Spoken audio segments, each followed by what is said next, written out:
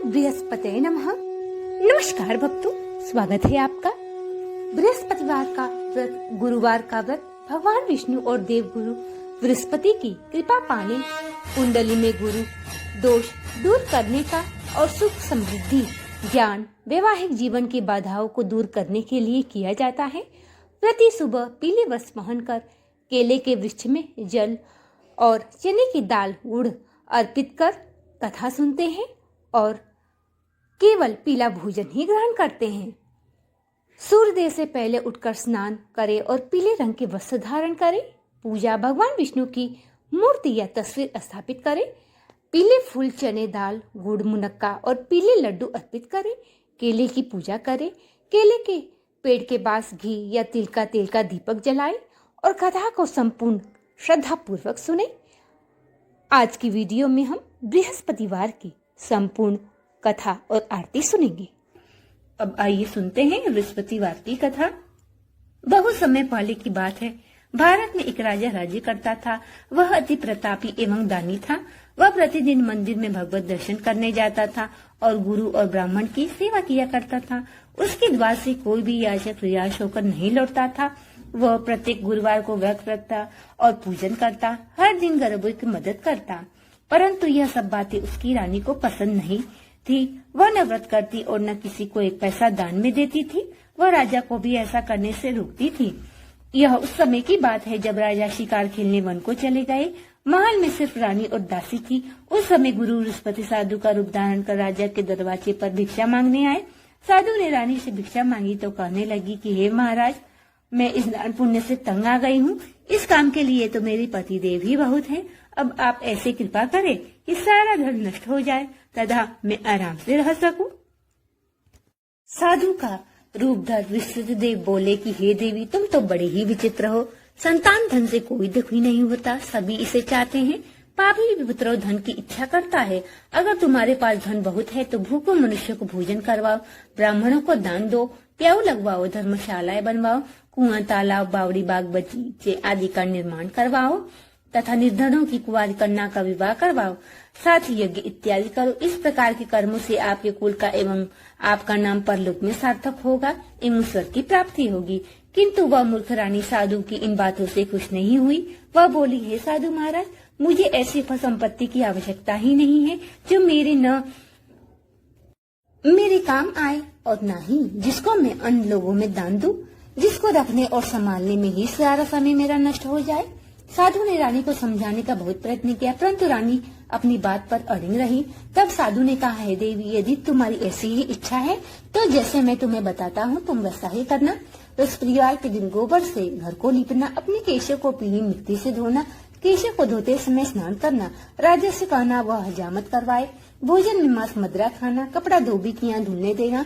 इस तरह का 7 बृहस्पतिवार निरंतर करने से तुम्हारा सब धन नष्ट हो जाएगा। ऐसा कहकर साधु रूपी विष्णुदेव अंतर्ध्यान हो गए।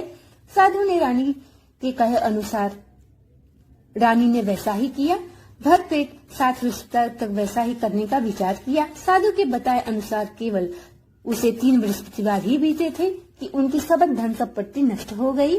कहे अनुसार भरपेट भोजन के लिए भी दोनों समय परिवार तरसने लगा तथा संसारिक भोग्य से भी दुखी रहने लगा। इस प्रकार के अभावग्रस्त जीवन से तंग आकर एक बार राजा ने अपनी रानी से कहने लगा कि हे रानी, तुम यहाँ पर रहो, मैं दूसरे देश को जाता हूँ, क्योंकि यहाँ पर सभी मनुष्य मुझे जानते हैं, इसलिए मैं यहाँ कोई कार्य नहीं कर सकता। इस पर यह कहकर राजा परदेश चला जाता है। वहाँ जाकर जंगल से लकड़ी काट कर लाता है और उन्हें शहर में बेचकर जीवन यापन करने लगता है। राजा के जाने के पश्चात इधर रानी और दासियां दुखी रहने लगी। किसी दिन भोजन मिलता, किसी दिन जल पीकर ही रहना पड़ता। एक समय रानी और दासियों को 7 दिन बिना भोजन किए व्यतीत करना पड़ा। तो रानी ने अपनी दासी से बोली कि हे दासी, यहाँ समीप के नगर में मेरी बहन रहती है, वह तो बहुत धनवान है, तो उसके पास जा और 5 सेर भोजन मांग कर ले आ, जिससे कुछ समय के लिए गुजर हो जाए। दासी उनके बहन के पास गई। बृहस्पतिवार का दिन था। रानी की बहन उस समय ध्यान मग्न होकर पूजा कर रही थी। दासी ने रानी की बहन से कहा कि हे रानी, मुझको आपकी बहन ने भेजा है, मुझे 5 सेर भेजर दे। तो दासी ने अपनी बात अनेक बार कही, परंतु रानी की बहन ने कोई उत्तर नहीं दिया, क्योंकि उस समय वो बृहस्पतिवार की कथा सुन रही थी। रानी की बहन से जब दासी को कोई अपेक्षित उत्तर नहीं मिला तो बहुत ही दुखी हुई। उसे क्रोध भी आया। लौटकर वह रानी से बोली कि हे रानी, आपकी बहन तो बहुत ही घमंडी है। वो छोटे लोगों से बात भी नहीं करती। मैंने उनसे कहा तो उसने कोई भी उत्तर नहीं दिया। इस पर मैं खाली हाथ ही वापस लौट आई। इस पर रानी ने कहा कि हे दासी, इसमें मेरी बहन का किसी प्रकार का कोई भी दोष नहीं है। जब बुरे दिन आते हैं तब कोई भी सहारा नहीं देता, अपने पराये हो जाते हैं। अच्छे बुरे का ज्ञान विपत्ति में ही होता है। जो ईश्वर की इच्छा होगी वही होगा। यह सब हमारे भाग्य का दोष है। उधर पूजा समाप्त होने के पश्चात रानी की बहन ने सोचा कि मेरी बहन की दासी आई थी, परंतु मैं उससे नहीं बोली, इससे वह बहुत ही दुखी हुई होगी। कथा सुनकर तथा भगवान विष्णु का प्रसाद ग्रहण कर वह अपनी बहन के घर आई तथा बोली कि हे बहन, मैं बृहस्पतिवार की कथा कर रही थी, तुम्हारी दासी आई थी, परंतु कथा समाप्त होने के पूर्व हम न उठते और न ही बोलते, इसलिए मैं नहीं बोली। बताओ दासी किस कार्य के लिए गई थी? तब रानी बोली, बहन, हमारे घर अनाज नहीं था, राजा परदेश गए हैं। वैसे तुमसे कोई बात छिपी नहीं है, इस कारण दासी को तुम्हारे पास मैंने 5 सेर बीजर लेने के लिए भेजा था। इस पर रानी कहने लगी कि हे बहन, बृहस्पति भगवान सबको मनवांछित फल देते हैं। देखो तुम्हारे घर में किसी कोने में अनाज रखा होगा। यह सुनकर रानी की बहन की बातें विस्मित होकर दासी घर के अंदर गई। वहां उसे एक बड़ा घड़ा बीजर का भरा मिला। उसे बड़ा ही आश्चर्य हुआ क्योंकि उनके अनुसार एक एक बर्तन अंत में खाली था। उसने बाहर आकर रानी को सारा वृत्तांत सुनाया। दासी अपनी रानी से कहने लगी कि हे रानी, वैसे हमको अन्न जब नहीं मिलता है तो हम रोज ही व्रत किया करते हैं। अगर इनसे व्रत की विधि पूछ ली जाए तो हम भी किया करेंगे। इस प्रकार रानी ने अपनी बहन से व्रत के बारे में पूछा। तब रानी के बहन ने कहा कि बृहस्पतिवार की पूजा विधि एवं नियम विस्तार से सुनो। जो बृहस्पतिवार व्रत में चने की दाल मुनक्का से भगवान विष्णु का केले की जड़ में पूजन करता है, दीपक जलाता है, पीला पूजन करता है, पीले वस्त्र धारण करता है तथा प्रेम पूर्वक बृहस्पति भगवान की कथा सुनता है, इस प्रकार करने से गुरु भगवान उस भक्त से प्रसन्न होकर धन अन्न पुत्र देते हैं, मनोवांछित मनोकामनाओं की पूर्ण करते हैं। व्रत एवं पूजन की विधि बताकर रानी अपने घर लौट गई। तत्पश्चात रानी दासी दोनों ने निश्चय किया कि बृहस्पति देव भगवान का पूजन अवश्य करेंगे। 7 दिन बाद बृहस्पतिवार जब आया तो दोनों ने व्रत रखा। गुड़साल में जाकर गुड़ चना बीन लाई और उसकी दाल बनाकर केले की जड़ में भगवान विष्णु का पूजन किया।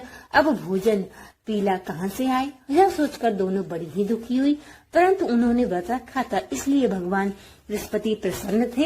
एक साधारण व्यक्ति के रूप में 2 थालों में सुंदर पीला भोजन लेकर आए और दासी को देकर बोले, हे दासी, यह भोजन तुम्हारे और रानी के लिए है, तुम दोनों ही ग्रहण करना। दासी भोजन पाकर बड़ी ही प्रसन्न हुई। रानी से बोली, हे रानी जी, भोजन कर लो। रानी को भोजन के बारे में कुछ भी पता नहीं था, इसलिए वह दासी से बोली, जा तू ही भोजन कर ले, क्यों तू व्यर्थ में हमारी हंसी उड़ाती है। दासी बोली, हे रानी, एक व्यक्ति भोजन दे गया है। रानी बोली, वह भोजन तेरे लिए ही दे गया होगा, इसलिए तू ही भोजन कर। दासी ने कहा, हे रानी, वह व्यक्ति हम दोनों के लिए 2 थालों में भोजन दे गया है, अतः मैं और आप दोनों साथ साथ भोजन करेंगे। दोनों ने गुरु भगवान को धन्यवाद एवं नमस्कार कर भोजन प्रारंभ किया। उसके बाद से दोनों प्रत्येक बृहस्पतिवार को गुरु भगवान का व्रत और पूजन करने लगी। बृहस्पति भगवान की कृपा से उन दोनों को भोजन एवं धन की कमी दूर हो गई, परंतु रानी फिर पुनः पहले के प्रकार आलस्य करने लगी। तब दासी ने कहा, हे रानी, आप पहले भी इस प्रकार आलस्य करती थी, आपको धन को संभालने एवं दान देने में कष्ट होता था, इस कारण सभी धन हमारा नष्ट हो गया। अब हमारी इतनी दुर्दशा हुई है, अब गुरु भगवान की कृपा से हमें धन मिला है, तो अब आप फिर पहले की प्रकार आलस्य मत करो। बड़े कष्टों के बाद हमें यह धन पाया है, इसलिए आपको दान पुण्य करना चाहिए। भूखे मनुष्य को भोजन करवाओ, ब्राह्मणों को दान दो, प्याऊ लगवाओ, कुआं तालाब बाड़ी बगीचे आदि का निर्माण करवाओ, कुंवारी कन्या का विवाह करवाओ, मंदिर पाठशाला बनवाकर दान करो, धन को शुभ कार्यों में खर्च करो, जिससे आपके कुल का सम्मान बढ़ेगा तथा आपको स्वर्ग की प्राप्ति होगी और आपके पितृ भी प्रसन्न होंगे। दासी की बात मानकर रानी ने इस प्रकार की सत्कर्म करने प्रारंभ किए। इस प्रकार करने से उसका काफी यश फैलने लगा। कुछ दिनों के बाद एक दिन रानी और दासी आपस में विचार करने लगी, न जाने राजा किस दशा में होंगी, उनकी कोई खोज खबर नहीं है।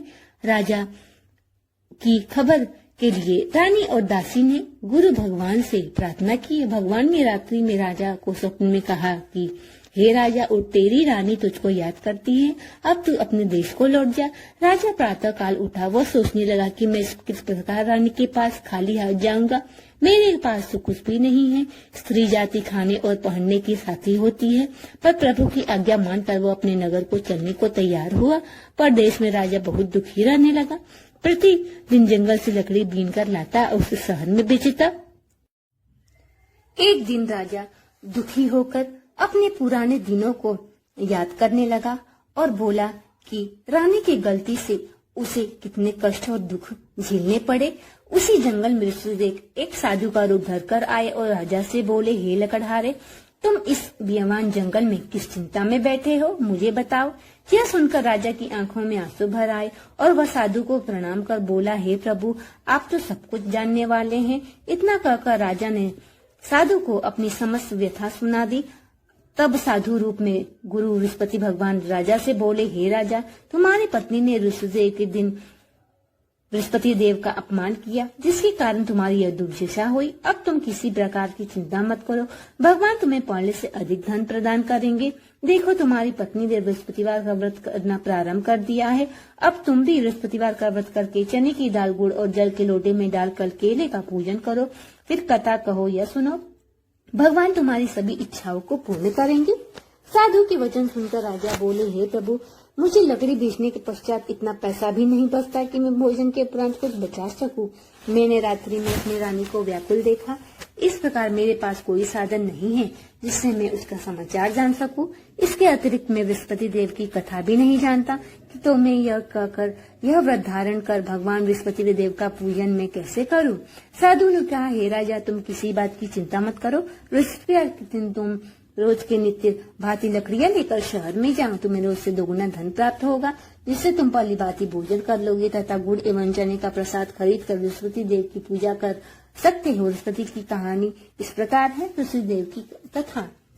प्राचीन समय में एक बहुत ही निर्धन ब्राह्मण था। उसको कोई संतान नहीं थी। ब्राह्मण नित्य पूजा पाठ करता। ब्राह्मण स्वभाव से दयालु तथा धार्मिक विचारों वाला व्यक्ति था, परंतु उसकी पत्नी बहुत मलिनता के साथ रहती थी। वह न स्नान करती और न ही किसी देवता का पूजन करती। सुबह उठते ही सर्वप्रथम भोजन करती, बाद में घर के अन्य कार्य करती। अपनी पत्नी की ऐसी आदत के कारण ब्राह्मण देवता बहुत ही दुखी रहते। वह अपनी पत्नी को बहुत समझाते, किंतु कोई परिणाम न निकलता। भगवान की कृपा से ब्राह्मण की स्त्री की यहाँ कन्या उत्पन्न हुई। वह कन्या ब्राह्मण के घर में बड़ी होने लगी। वह बालिका प्रातः काल की ही स्नान करके भगवान विष्णु का जप करती, बृहस्पतिवार का व्रत भी करने लगी। पूजा पाठ समाप्त कर पाठशाला जाती तो अपने मुट्ठी में जौ भर कर ले जाती। पाठशाला जाने के रास्ते में डालती जाती। भगवान की कृपा से वह स्वर्ण के हो जाते। एक दिन बालिका सूप में उन सोने को जौ को फटक कर साफ कर रही थी। तभी उसकी माँ ने उसे देख लिया और कहा, है बेटी, सोने के जौ को फटकने के लिए सोने का सूप होना चाहिए। दूसरे दिन बृहस्पतिवार था। कन्या ने व्रत रखा। भगवान विष्णु से प्रार्थना करके कहा, हे प्रभु, यदि मैंने सच्चे मन से श्रद्धा पूर्वक आपकी पूजा की हो तो मुझे सोने का सूप दे दो। बृहस्पतिदेव ने उसकी प्रार्थना स्वीकार कर दी। नित्य की बात वह कन्या जौ फैलाती हुई पाठशाला चली गई। पाठशाला से लौटकर जब वह जौ बिन रही थी, बृहस्पति भगवान के पास से उसे सोने का सूप प्राप्त हुआ। उस सोने के सूप को वह घर ले आई और उसे जौ साफ करने लगी, परंतु उसकी माँ का आचरण वही रहा। इस प्रकार एक दिन वह सोने के सूप में जौ साफ कर रही थी।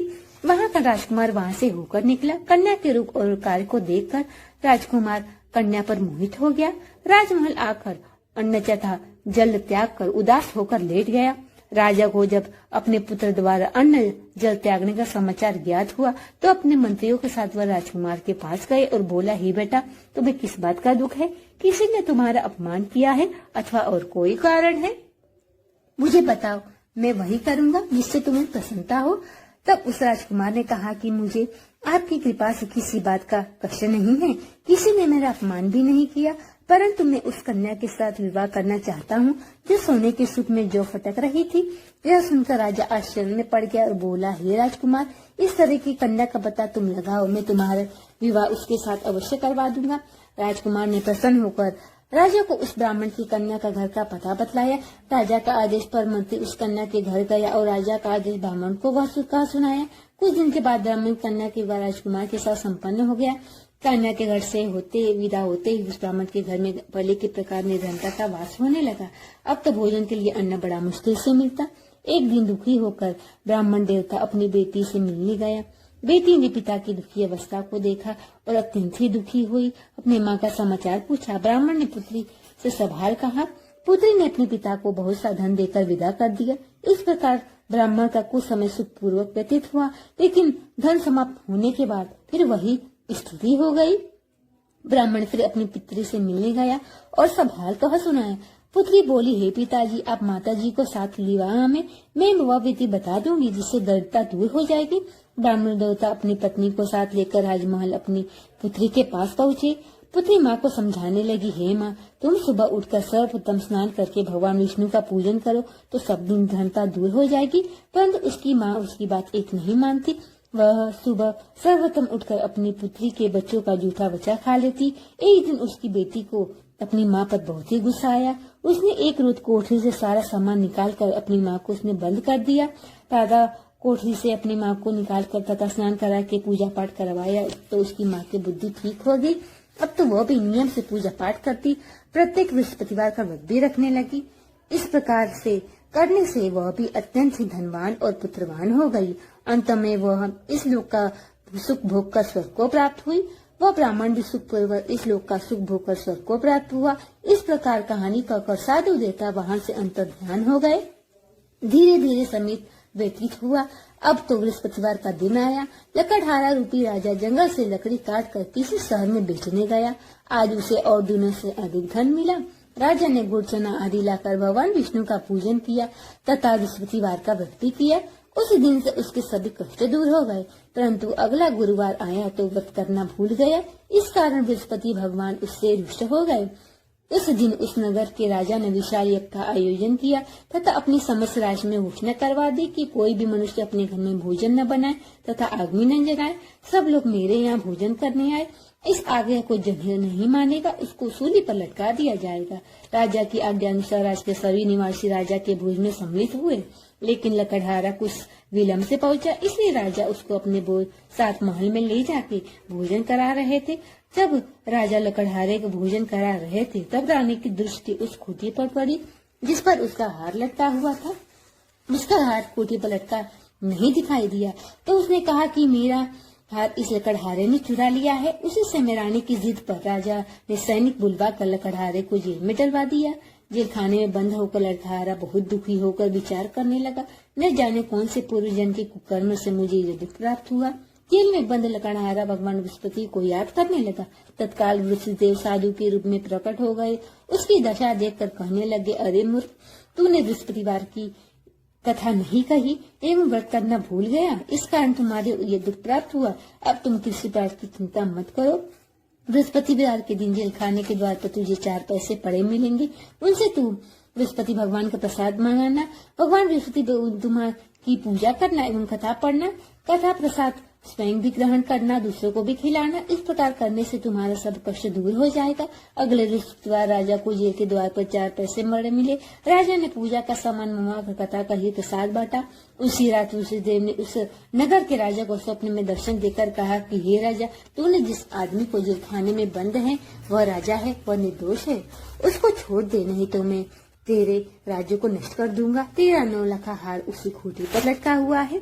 इस प्रकार राजा प्रातः जागा और लकड़हारे को बुलाकर क्षमा मांगी तथा राजा के योग्य व सुंदर वस्त्र आभूषण उसे देकर विदा किया। बृहस्पतिदेव की आज्ञा अनुसार राजा अपने नगर को चल दिया। जब राजा वह नगर के निकट पहुंचा तो उसे बड़ा ही आश्चर्य हुआ।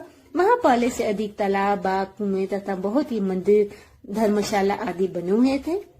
राजा ने जब नगरवासियों से पूछा कि यह बाग, धर्मशाला एवं कुएं किसके द्वारा बनवाए गए हैं, तब नगर के सब लोग कहने लगे कि सब रानी और दासी द्वारा बनवाए गए हैं।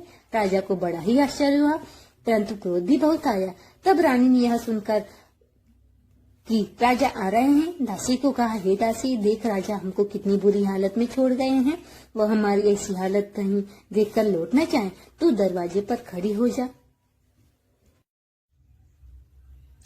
दासी दरवाजे पर खड़ी हो गई और राजा को अपने साथ महल में ले आई।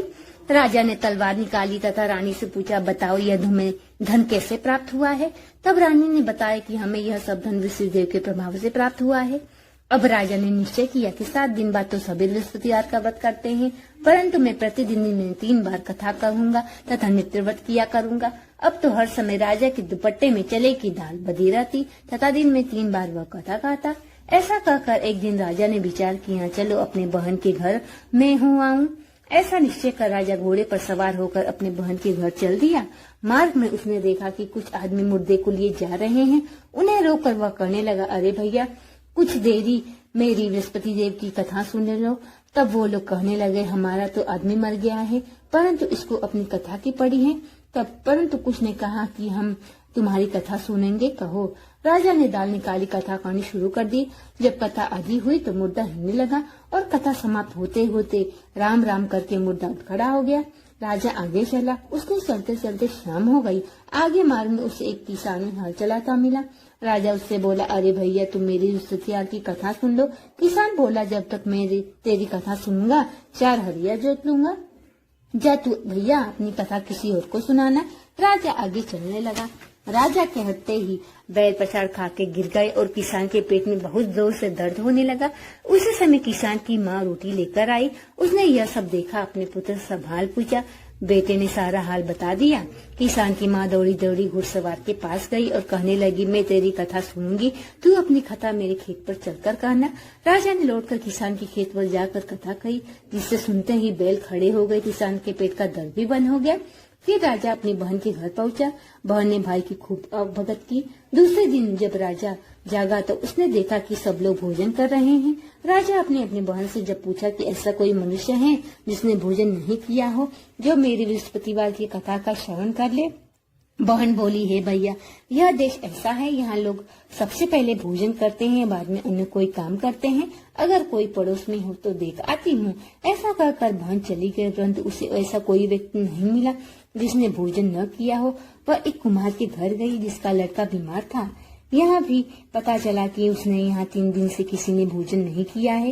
राजा की बहन ने अपने भाई की कथा सुनने के लिए कुम्हार से आग्रह किया तो वह तैयार हो गया। राजा ने जाकर उससे कथा कही, जिससे सुनकर उस कुम्हार का लड़का ठीक हो गया। अब तो राजा की प्रशंसा होने लगी। कुछ दिन बाद एक दिन राजा ने अपनी बहन से कहा कि हे बहन, मैं अपने घर जाऊंगा, तुम भी तैयार हो जाओ। राजा की बहन ने अपनी सास से अपने भाई के साथ जाने की आज्ञा मांगी। सास बोली, चली जा, परंतु अपने लड़के को यहीं छोड़ जा, क्योंकि तेरे भाई को कोई संतान नहीं होती है। बहन ने भाई से कहा, हे भैया मैं तो चलूंगी, परंतु कोई बालक नहीं जाएगा। तब राजा ने कहा, जब कोई बालक नहीं जाएगा तुम जाकर क्या करोगी। दुखी मन राजा अपने नगर को लौट आया और अपनी रानी से उदास होकर कहने लगा कि हम निसंतान हैं, इसलिए कोई भी हमारा मुख देखना पसंद नहीं करता। तब रानी ने कहा कि बृहस्पति देव ने हमें सब कुछ किया है, वे हमें संतान भी अवश्य देंगे। उसी रात ऋषि देव ने राजा को सपने में दर्शन देकर कहा, हे राजा उठ, सभी सोच त्याग दे, तेरी रानी गर्भवती है। राजा की जानकर अति प्रसन्नता हुई। 9वें महीने रानी के गर्भ से एक सुंदर पुत्र रूपी रत्न पैदा हुआ। अब तो राजा रानी से कहने लगा कि मेरी बहन आएगी अगर तो तू उसे ताना मत देना। जब मेरी बहन आएगी तो उसका आदर सत्कार करना। अब जब राजा की बहन ने सुना कि मेरे भाई को पुत्र हुआ है तो बधाई लेकर अपने भाई के यहाँ आई। तभी रानी ने कहा, घोड़ा चढ़कर नहीं आई, गधा चढ़ी आई। राजा की बहन बोली, भाई इस प्रकार न करती तो तुम औलाद कैसे मिलती। भगवान ऋषिदेव ऐसे ही है, जिसके मन में जो कामनाएं रहती है सभी को पूर्ण करते हैं। जो भी श्रद्धा पूर्वक बृहस्पतिवार का व्रत कथा पढ़ता है, सुनता है, दूसरों को सुनाता है, वृषदेव उनकी सभी मनोकामनाओं को पूर्ण कर देते हैं। वृषदेव उनकी सदैव रक्षा करते हैं। जो श्रद्धा एवं संपूर्ण आदर भाव से बृहस्पतिवार का पूजन एवं सच्चे दिल से व्रत करते हैं, उनकी सभी मनोकामनाएं पूर्ण होती हैं। सच्चे मन एवं हृदय से रानी और राजा ने ऋषिदेव का कथा का गुणगान किया। उनकी सभी इच्छाएं ऋषिदेव ने पूरी की। इसलिए सबको कथा कहने अथवा सुनने के बाद बृहस्पति भगवान का प्रसाद ग्रहण करना चाहिए। तब सच्चे मन एवं भावना से भगवान ऋषिदेव का मनन करते हुए सदा उनकी जय जयकार करना चाहिए। तो ये थी आज की बृहस्पतिवार की कथा। अब आइए सुनते हैं बृहस्पतिवार की आरती। ओम जय गुरु बृहस्पति देवा, ओम जय गुरु बृहस्पति देवा, छिन छिन भोग लगाऊ कदली फल मेवा। ओम जय गुरु बृहस्पति देवा, तुम पूर्ण परमात्मा तुम अंतर्यामी, जगत पिता जगदीश्वर तुम सबके स्वामी। ओम जय गुरु बृहस्पति देवा, चरणामृत निज निर्मल सब पातक हरता, सकल मनोरथ दायक कृपा करो भरता। ओम जय गुरु बृहस्पति देवा, तन मन धन अर्पण कर जो जन शरण पड़े, प्रभु प्रकट तब होकर आकर द्वार खड़े। ओम जय गुरु बृहस्पति देवा, दीन दयाल दयानिधि भक्त नितकारी, पाप दोष सब हरता भव बंधन हारी। ओम जय गुरु बृहस्पति देवा, सकल मनोरथ दायक सब संशय हारो, विषय विकार मिटाओ संतन सुखकारी। ओम जय गुरु बृहस्पति देवा, जो कोई आरती तेरी प्रेम सहित गावे, जेठानंद आनंद कर सो निश्चय पावे। ओम जय गुरु बृहस्पति देवा। बोलो विष्णु भगवान की जय, माता लक्ष्मी जी की जय हो, सरस्वती भगवान की जय हो।